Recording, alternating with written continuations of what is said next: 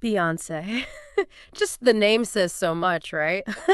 Global music icon, incredible performer, a powerhouse voice. Absolutely. Dancer, innovator, the shows are just legendary. Totally. So today we're doing a real deep dive into how she became this, well, this icon.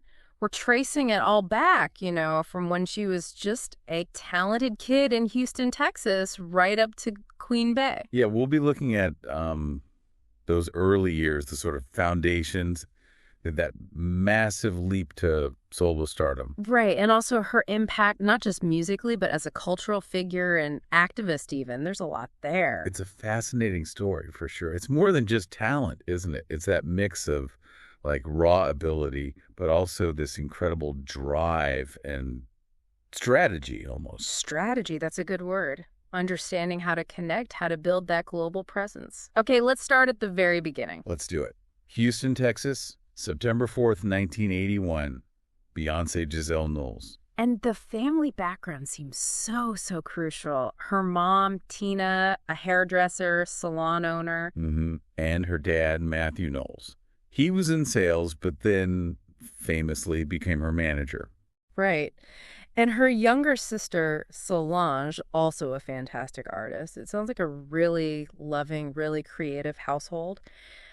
How important was that, do you think, that early support? Oh, absolutely fundamental, I'd say. Well, it wasn't just, emotional encouragement. It was tangible investment. Yeah, and practical stuff. Exactly.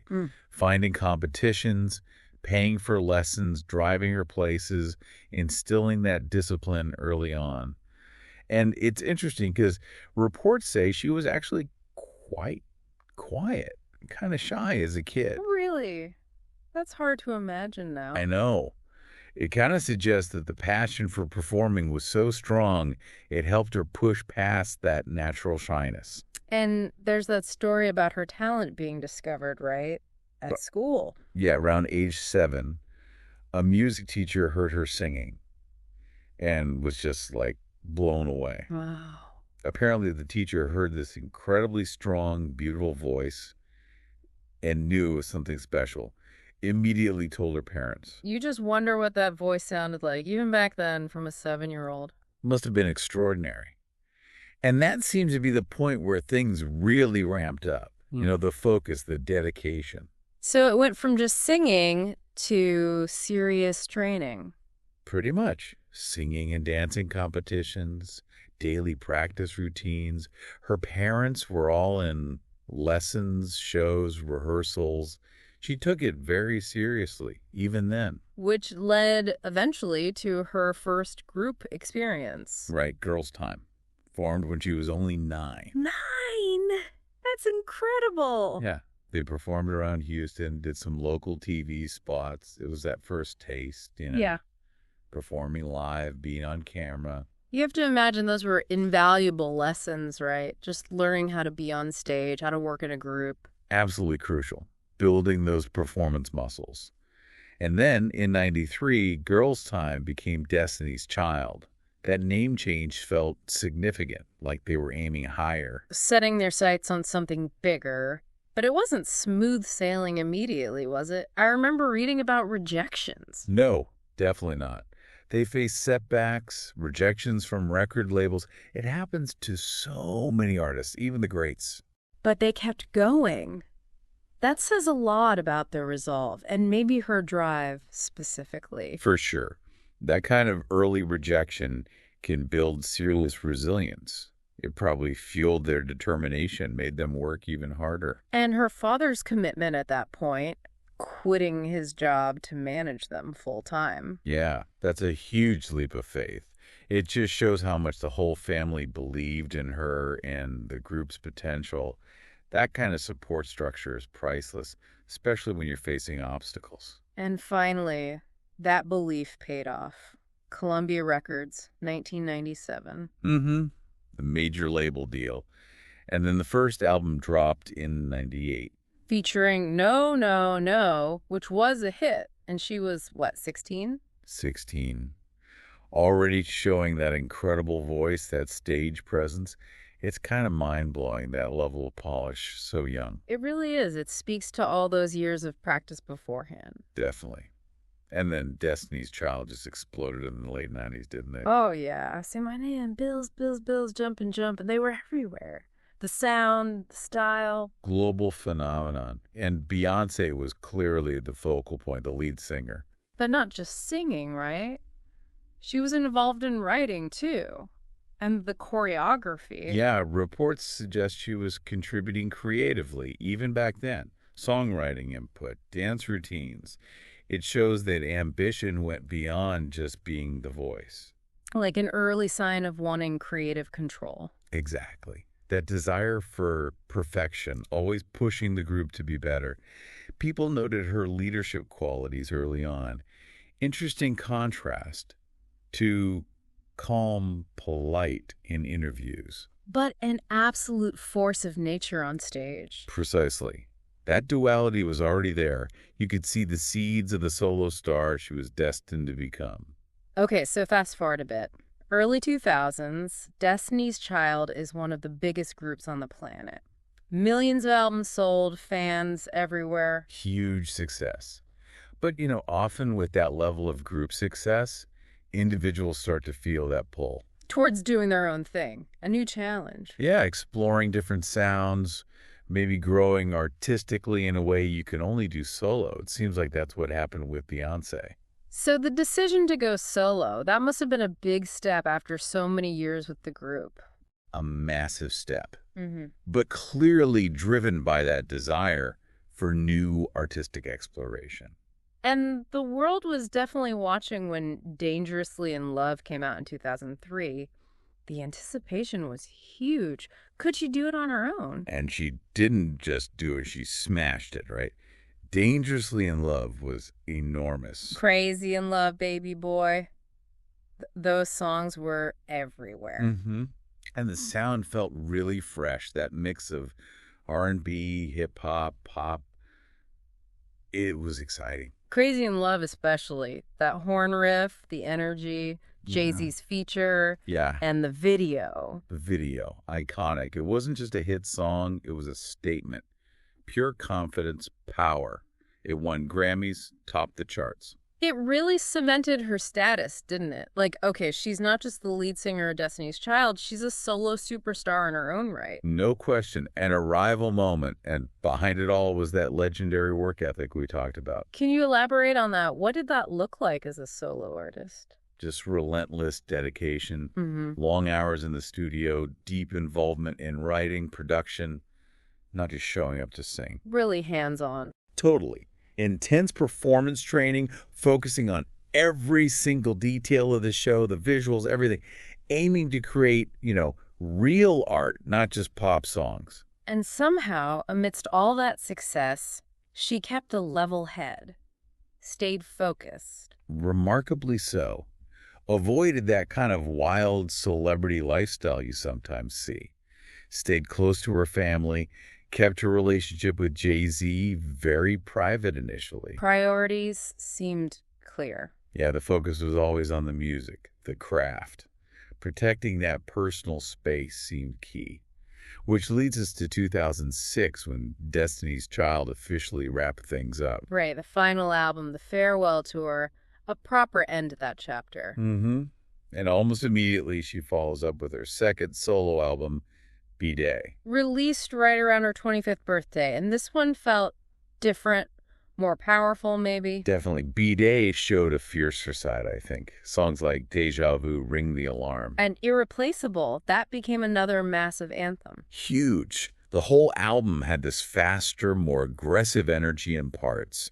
Her vocals felt stronger, more emotional, the dancing even more intense. So an evolution from Dangerously in Love. Absolutely. It felt like she was moving beyond just being a pop star and solidifying herself as a serious, dynamic artist and performer. Less pop, more depth, more command. And the tour for B-Day, I remember the buzz around those shows. Electric. High energy, amazing visuals, complex choreography, real emotion. She wasn't just performing, she was putting on a show. Fans and critics were blown away. That's when people really started talking about her as a trendsetter, right? Yeah, because it was the whole package. The Yeah. music, the visuals, the fashion, the performance itself. It was all integrated, creating this immersive experience. She understood how to connect with huge crowds while delivering something technically brilliant. That attention to detail again. Always. Yeah. And around the same time, she did Dreamgirls. Right, the movie. And got really good reviews for her acting, too. Showed her range. Exactly. It all contributed to this growing perception of her as one of the most powerful entertainers in the world, driven by that work ethic, that constant planning, always looking to improve.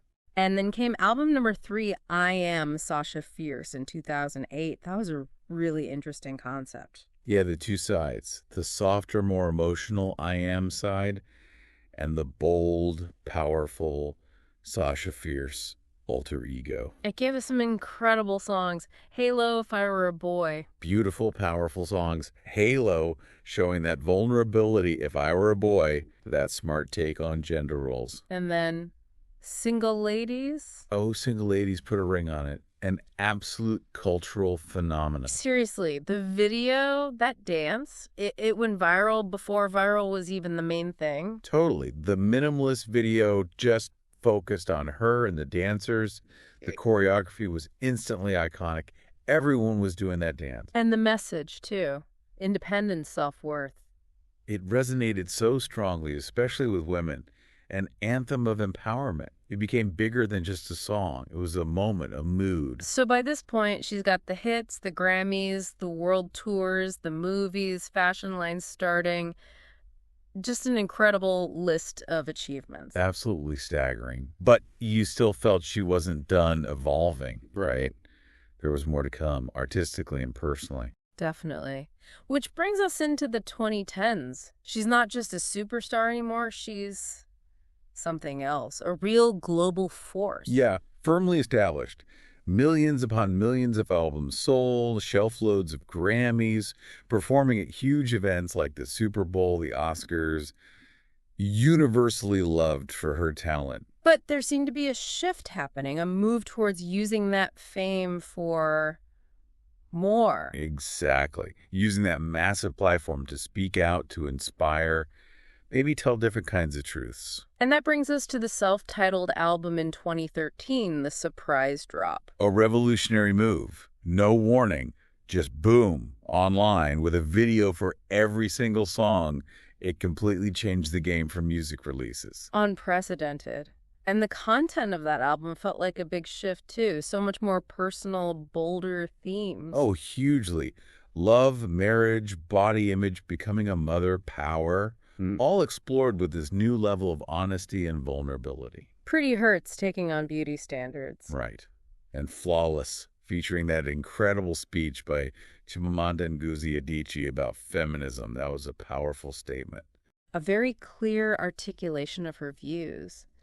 And she seemed more willing to open up about her own life. Yeah, the complexities of her relationship with Jay-Z, the ups and downs, even mentioning a miscarriage, it created this deeper connection with fans beyond just the music, more human, more relatable. And the album was a massive success, critically and commercially. People really responded to that bravery, that honesty. It felt like a new era for her. Yeah. More storytelling, more artistry, and definitely more activism woven into the work. Which leads us perfectly into Lemonade in 2016. Wow, that wasn't just an album. No way. It was a cultural event, a visual album, a film, a statement. Tackling heartbreak, anger, healing, hope, but also Black identity, the strength of Black women, history. It was incredibly ambitious and layered. The visual format was key, wasn't it? It allowed for such rich storytelling. Absolutely. It took you on this journey, betrayal, family, forgiveness, finding power again. And the music itself was so diverse. Rock, country, soul, hip-hop, incredible collaborations. It all served that central narrative. And the visuals, just stunning. The African-inspired fashion, the settings, the focus on Black women honoring their strength, their pain. It felt so artistic, so bold. Truly breathtaking. And within that masterpiece, you have Formation. Another anthem, a celebration of Black culture, her Southern roots. So much pride. Unapologetic pride. Yeah. But also directly addressing things like police violence, racism, identity. It was powerful. And then performing it at the Super Bowl. Yes. The black leather outfits nodding to the Black Panthers, the dancers' formation. It sparked so much conversation, so much inspiration, and, yeah, some controversy, too. It showed she wasn't afraid to use that massive stage for a political statement. Not at all. And her activism isn't just in the music, is it? No, she's been very vocal, supporting Black Lives Matter, donating to charities, advocating for women's rights. Setting up initiatives for young Black students, supporting global causes like education and health.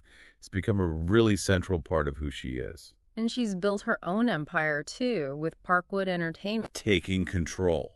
That's key. Managing her career, her brand, launching Ivy Park, finding innovative ways to work as an artist. She's a powerhouse businesswoman as well as an artist. Definitely. Which brings us to Coachella, 2018. Or maybe we should call it Baychella. Baychella, the first Black woman to headline. And what a show. Unforgettable. The marching band, the dancers, that whole tribute to HBCU culture. It was just legendary. And the Homecoming documentary and live album captured it perfectly. What did that moment represent culturally? It felt like a massive celebration of Black excellence, Black education, history, pride. Just Beyonce at her absolute peak, creative, powerful, meaningful. It really solidified her status as more than just a singer, a true cultural icon. Representing strength, independence, beauty, pride, inspiring so many, especially women and girls, showing what hard work, vision, and courage can achieve. And somehow, through all of it, she maintains this sense of authenticity, control maybe. Yeah, she protects her family fiercely, chooses when and how she engages publicly.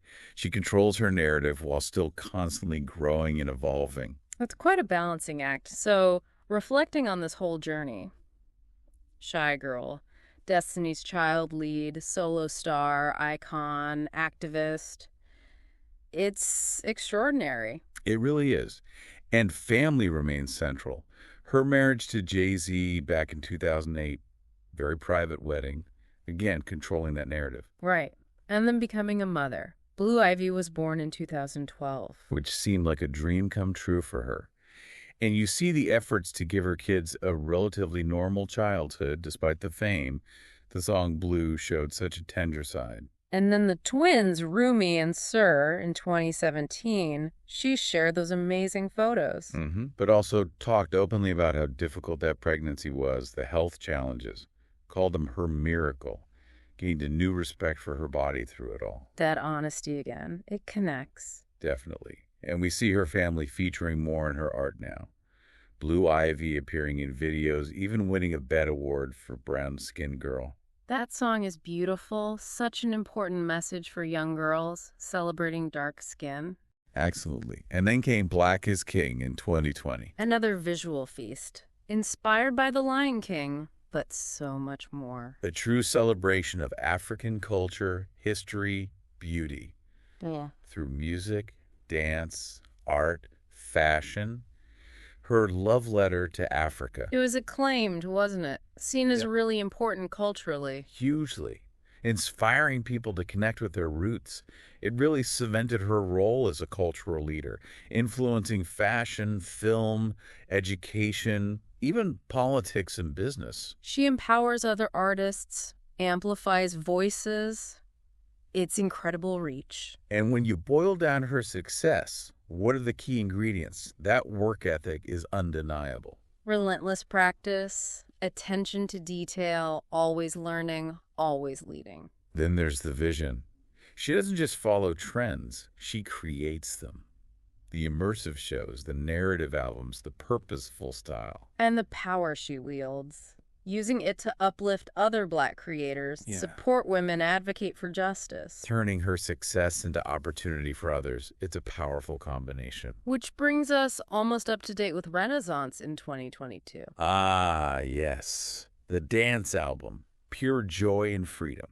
Inspired by Black queer culture, those underground dance scenes, such a vibrant sound. Yeah, simple message, really. Celebrate life, find freedom. It felt necessary. And the Renaissance World Tour looked spectacular. Massive, creative, just promoting that feeling of freedom, love, vitality. People came from all over, creating this really inclusive, joyful atmosphere. So, looking ahead, what's next for Queen Bey? It's hard to predict, right? It is. He keeps surprising us. But whatever it is, you can bet it will be impactful, innovative. She'll continue to lead and inspire. Across music, film, business, activism, using that incredible voice for change. Exactly.